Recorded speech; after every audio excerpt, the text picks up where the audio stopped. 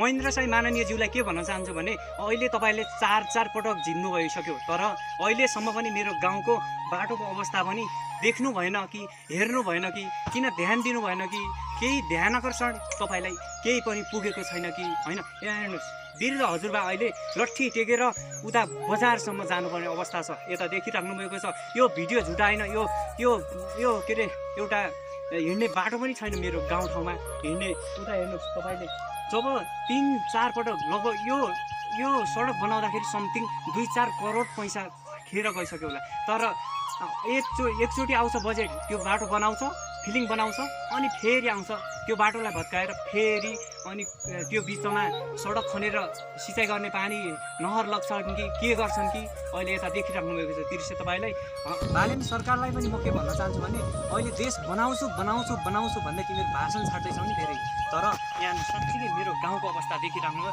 यो भिडियो बालेन सरकारसम्म पुगाउनुहोस् दर्शकले, यो भिडियो बालेन सरकारसम्म पुगाउनुहोस्, रवि सरकारसम्म पुगाउनुहोस्। तर यहाँ हेर्नुहोस्, जनतालाई हिँड्ने बाटो छैन, एउटा सामान्य गोरेटो बाटो पनि छैन, मान्छे मर्दा मलामी हिँड्ने बाटो पनि छैन।